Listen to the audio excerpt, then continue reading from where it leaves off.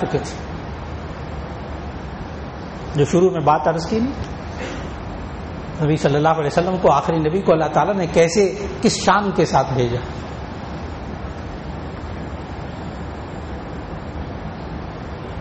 میں نے عرض کیا کہ سرزمین میں آئیں گے، کیا کھائیں گے کیا نہیں کھائیں گے، یہاں تک کہ نبی صلی اللہ علیہ وسلم کے جسم اطہر کی جو نشانیاں ہیں وہ تک گزشتہ مذاہب کے ماننے والوں کے علم میں تھی، جسمانی نشانیاں۔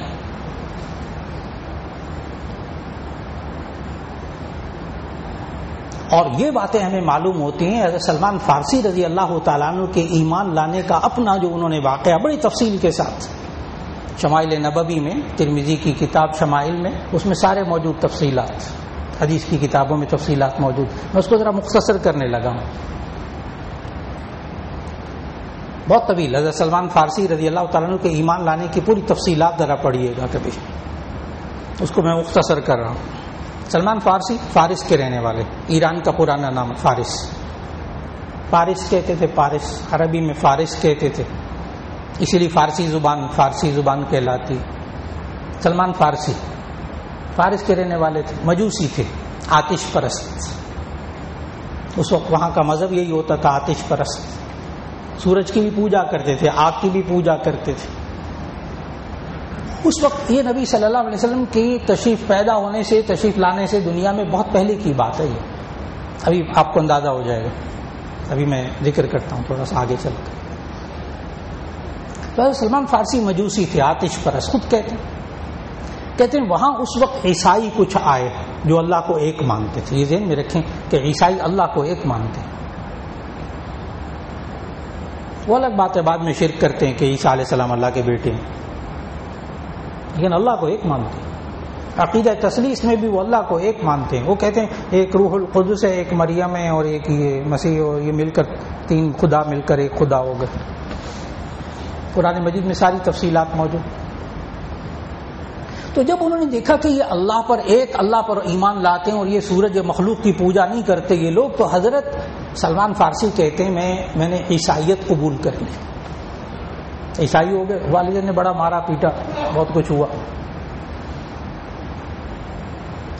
لیکن انہوں نے اسلام قبول کر لیا، عیسائیت قبول کر لی، ایمان لے آئے، اللہ پر ایمان لے آئے، عقیدہ توحید، رسالت، آخرت۔ یہ شروع میں نے عرض کیا کہ ہر نبی یہ تین تعلیمات دیتا رہا، توحید، رسالت، آخرت، گویا کہ وہ اس پر ایمان لے آئے۔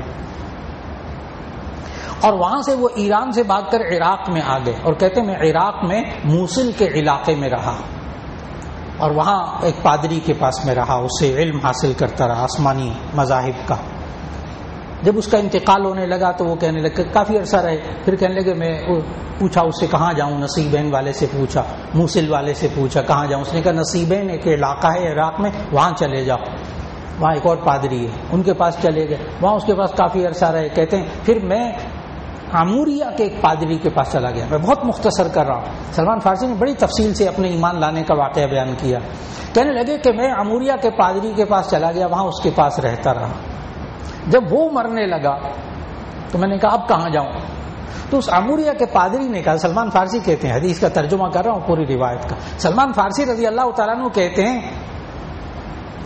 میں نے اسے کہا اب کہاں جاؤں، تو عموریہ کے پادری نے کہا اب کہیں نہ جاؤ، اب آخری نبی کے آنے کا وقت ہو گیا۔ پادری نے کہا، سلمان فارسی کہتے ہیں رضی اللہ عنہ، کہتے ہیں آخری نبی کے آنے کا وقت آ گیا، اب کہیں نہ جاؤ۔ دھیان میں رکھیے گا گزشتہ آسمانی کتابوں میں محمد صلی اللہ علیہ وسلم کے آخری نبی ہونے کا علم ان یہود و نصارہ کو تھا، آخری نبی ہونے کا علم بھی تھا، یعنی ختم نبوت کے بارے میں باقاعدہ پہلے سے اللہ نے ذہن سازی کر دی تھی کہ آخری نبی ہوں گے، تو اس نے کہا آخری نبی آنے والے، اب کہیں نہ جانا، اور دیکھو میں تمہیں تین نشانیاں بتاتا ہوں۔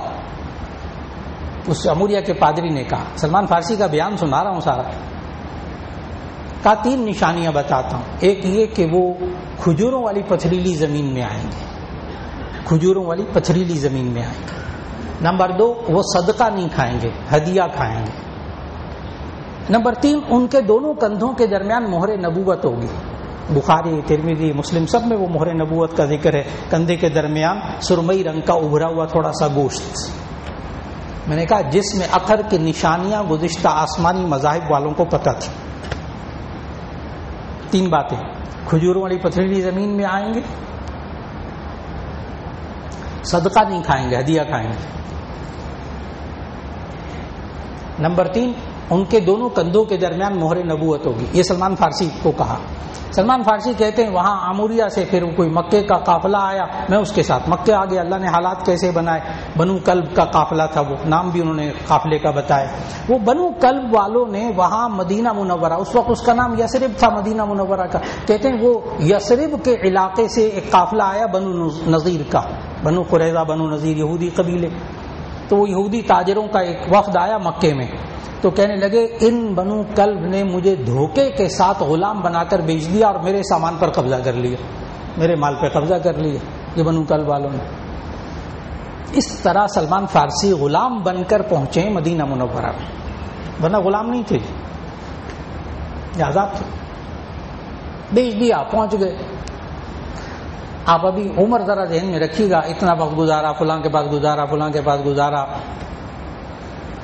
حضرت سلمان فارسی رضی اللہ تعالیٰ عنہ کہتے ہیں میں مدینے میں ایک دن کھجور کے درخت کے اوپر چڑھا ہوا کھجوریں اتار رہا تھا، باغ کے مالک کے غلام تھے. اتنے میں نے نیچے لوگوں کی آوازیں سنی کہ کچھ لوگ کہہ رہے تھے کہ ایک صاحب تشریف لائے ہیں مدینہ منورہ، ابھی قباء کے علاقے میں ہیں، اور وہ کہہ رہے ہیں کہ میں آخری نبی ہوں. کہتے مجھے آوازیں سننے کو ملی. سلمان فارسی کہتے ہیں میں کھجور کے درخت سے فوراً اترا، میں نے کہا میں جاتا ہوں. اس مالک نے بھی پٹائی کی سلمان فارسی کی خوب، کہتے مکے شکے مارے. لیکن پھر کہتے میں نے موقع پا کر نا میں نے کھجوریں لی تھال میں، کھجوریں. کہنے لگے میرے ذہن میں ایک بات تو آ گئی، پتھریلی کھجوروں والی زمین مدینہ منورہ، پتھریلی کھجوروں والی زمین. پھر سلمان فارسی کہتے ہیں کہ میں ایک تھال میں کھجوریں لی اور کھجوریں لے کر میں جہاں وہ قباء میں سنا تھا کہ نبی صلی اللہ علیہ وسلم آئے، میں وہاں گیا اور میں نے یوں کہا یا رسول اللہ یہ کھجوریں قبول کر لیجیے. صحابہ بیٹھے ہوئے تھے جو مہاجر ساتھ تشریف لائے تھے صحابہ. تو نبی صلی اللہ علیہ وسلم نے پوچھا یہ کیسی کھجوریں ہیں؟ انہوں نے کہا یا رسول اللہ یہ آپ کے لیے صدقہ ہے. ذہن میں لائیے گا، یہ آپ کے لیے صدقہ ہے. نبی صلی اللہ علیہ وسلم نے فرمایا، اب آگے شمائل ترمذی کی حدیث کی عبارت پڑھنے لگا ہوں. نبی صلی اللہ علیہ وسلم نے فرمایا ادفعها فإنا لا ناكل صدقہ، اس کو دور کر دو، ہم صدقہ نہیں کھاتے. سلمان فارسی کہتے ہیں میں اٹھا کے واپس لے آیا. اگلے دن کہتے ہیں پھر میں کھجوریں لے گیا ایک تھال میں رکھ کے، اور کھجوریں میں نے عرض کیا رسول اللہ صدقہ قبول، یہ ہدیہ قبول کیجیے، یہ کھجوریں قبول کر. کہتے پھر نبی صلی اللہ علیہ وسلم پوچھا یہ کیسی ہیں؟ کہنے کہ یا رسول اللہ یہ آپ کے لیے ہدیہ ہیں. نبی صلی اللہ علیہ وسلم نے فرمایا دسترخوان بچھاؤ، سب کھائیں گے. سمجھ رہے ہیں؟ ہدیہ صدقہ کھائیں نہیں کھائیں گے، ہدیہ کھائیں گے. وہ امتحان لے لیا نا. اور کھجوروں والی پتھریلی زمین، وہ ایک بات وہ بھی پوری ہو گئی تھی.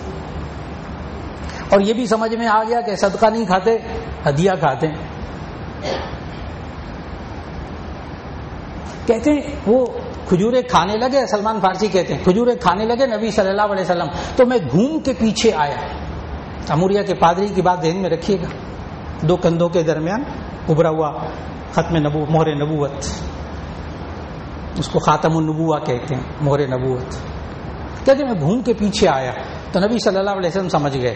نبی صلی اللہ علیہ وسلم نے اپنے کرتے مبارک کے بٹن کھولے اور اپنے کرتے کو ذرا پیچھے کر دیا. کہنے لگے میں نے مہر نبوت کو چوما اور میں نے اسلام قبول کر لیا. جو بات موضوع تھا نا، موضوع کہ نبی صلی اللہ علیہ وسلم کی جسم میں اثر کی نشانیاں تک گزشتہ آسمانی کتابوں میں موجود تھی. وہی عموریہ کے پادری نے کہا تھا 3 نشانیاں بتائی تھی. کس سرزمین میں آئیں گے یہ بھی موجود، کیا کھائیں گے کیا نہیں کھائیں گے یہ بھی موجود. اتنی شان کے ساتھ آخری نبی صلی اللہ علیہ وسلم کو بھیجا. میں نے آخری جملہ یہ عرض کیا تھا اس وقت کہ مزاج بھی جانتے تھے، مزاج کی تفصیلات بھی موجود تھی، صحابہ کی تفصیلات بھی موجود تھی. مزاج کیا؟ ایک عالم، یہ بھی حدیث کہ عالم یہودی عیسائی وہ آیا اور نبی صلی اللہ علیہ وسلم کے ساتھ کوئی معاملہ کیا کہ پیسے لے لیں، درہم لے لیں، میں فلاں وقت میں آ کے آپ سے کھجوریں لے جاؤں گا. وہ خود کہہ رہا ہے عالم میں 2-3 دن پہلے آ گیا، چند دن پہلے آ گیا، اور آ کے میں نے سب بیٹھے ہوئے تھے ان کے سامنے بیٹھ کے نبی صلی اللہ علیہ وسلم کے دامن مبارک کو پکڑ لیا اور کہا تم قریش کے لوگ نہ سودا ٹھیک نہیں دیتے، وقت پہ نہیں دیتے، فلاں کرتے، باتیں کی. حضرت عمر رضی اللہ تعالیٰ عنہ موجود تھے. حضرت عمر نے کہا میں تیرا سر قلم کر دیتا اگر اللہ کے عذاب کا مجھے ڈر نہ ہوتا جو تو باتیں کر رہا ہے اس وقت. اس پر نبی صلی اللہ علیہ وسلم نے فرمایا اے عمر تمہیں چاہیے تھا اس کو اچھی طرح مانگنا سکھاتے، جاؤ اس کا جو سودا طے ہوا تھا وہ ساری کھجوریں دے دو، وزد حدیث کے الفاظ وزد 20 ساعا مکان منازعته، اور اس جھگڑے کے بدلے میں، جھگڑا ساری زیادتی اس کی طرف سے تھی، کہ اس جھگڑے کے بدلے میں اس کو 20 سا کھجوروں کے اور دے دو، ایک سا ہوتا ہے 3.5 کلو کا، 3.5 کلو کا ایک سا، 20 سا اس کو کھجوروں کے اور دے دو۔ چنانچہ حضرت عمر نے وہ 20 سا اور دے دیے، وہ سارا سودا اس نے کھجوریں رکھی ایک طرف، کہنے کو عمر اللہ تیرا بھلا کرے، میں نے اس آخری نبی صلی اللہ علیہ وسلم میں جتنی آسمانی کتابوں میں نشانیاں موجود تھیں ساری پالی تھیں، ایک نشانی گزشتہ آسمانی کتابوں میں یہ لکھی ہوئی تھی کہ آخری نبی صلی اللہ علیہ وسلم جو تشریف لائیں گے ان کے اندر حلم اور بردباری اور قوت برداشت عام انسانوں سے کہیں زیادہ ہوگی۔ اے عمر اللہ تیرا بھلا کرے، آج تو نے یہ علامت بھی نشانی مجھے دکھا دی، اشہدک انی رضیت باللہ ربا وبالاسلام دینا وبمحمد نبیا۔ وہیں کھڑے کھڑے اس عالم نے کہا اے عمر اللہ تعالیٰ بھلا کرے، میں تجھے گواہ بناتا ہوں کہ میں اللہ کو ایک مانتا ہوں اپنا رب، اور محمد صلی اللہ علیہ وسلم کو اپنا نبی مانتا ہوں، اور اسلام کو اپنا دین مانتا ہوں، اور اس نے اسلام قبول کر لیا۔ آخری نبی نشانی حلم اور بردباری ان میں بہت ہوگی، یہ بھی ان کو پتا تھا گزشتہ آسمانی کتابوں کو۔ اور سورہ فتح کی آخری آیت میں نے تلاوت کی ابھی شروع میں خطبے کے اندر، آخری آیت آرام سے بیٹھ کر اس کا ترجمہ پڑھیے گا، محمد الرسول اللہ۔ اور یہ جو باتیں میں نے ابھی کی ہے نا ساری، کہ نبی صلی اللہ علیہ وسلم کی نشانیاں، آپ کے صحابہ کی نشانیاں یہ تورات اور انجیل میں موجود تھی، یہ بات اللہ تعالیٰ نے ہمیں قرآن مجید میں سورہ فتح کی آخری آیت میں بتائی ہے۔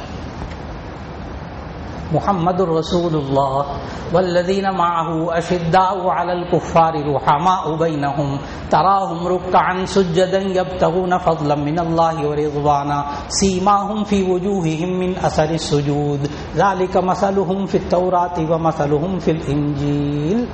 یہ وہ لوگ ہیں جن کی مثال تورات میں ہے اور انجیل میں۔ محمد رسول اللہ نام آیا، محمد رسول اللہ، محمد صلی اللہ علیہ وسلم اللہ کے رسول ہیں۔ والذین معہ اشداء علی الکفار، اور وہ لوگ ہیں جو نبی صلی اللہ علیہ وسلم کے ساتھ ہیں، والذین معہ جو ان کے ساتھ ہیں، اشداء علی الکفار یہ کافروں کے لیے انتہائی سخت ہیں، رحماء بینہم آپس میں بڑے رحم دل ہیں۔ صحابہ کی یہ شان بیان ہوئی ہے۔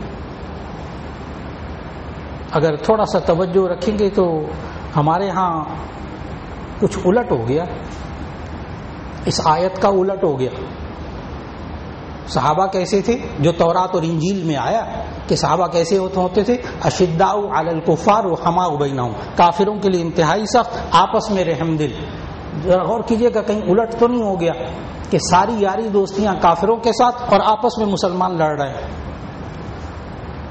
آخری نبی کو ماننے والوں کی یہ شان نہیں بیان ہوئی تھی تورات انجیل میں، آخری نبی کے ماننے والوں کی تو یہ شان بیان ہوئی تھی کہ اشداء علی الکفار رحماء بینہم تراہم رکعا سجدا یبتغون فضلا من اللہ ورضوانا۔ آپ دیکھیں گے ان ایمان والوں کو جو نبی صلی اللہ علیہ وسلم کے ساتھ ہوں گے، محمد رسول اللہ صلی اللہ علیہ وسلم کے ساتھ ہوں گے، تراہم رکعا سجدا، آپ ان کو دیکھیں گے رکوع کی حالت میں، سجدے کی حالت میں، ہاں نماز پڑھتے ہوں گے، یبتغون فضلا من اللہ ورضوانا، وہ اللہ سے اس کی رضامندی تلاش کرتے ہوں گے، اس کا فضل تلاش کرتے ہوں گے۔ سیماہم فی وجوہہم من اثر السجود، ان کی نشانیاں ان کی پیشانی کے اندر ہوں گی، سجدے کی نشانیاں۔ ذالک مثلہم فی التوراۃ ومثلہم فی الانجیل، یہ وہ لوگ ہیں جن کی مثال تورات میں ہے، جن کی مثال انجیل میں ہے۔ اس شان کے ساتھ اللہ نے آخری نبی صلی اللہ علیہ وسلم کو بھیجا۔ اللہ ہمیں قدر کرنے کی توفیق عطا فرمائے جو اللہ نے ہمیں امتی بنا دیا ہے۔ وآخر دعوانا ان الحمد للہ رب العالمین۔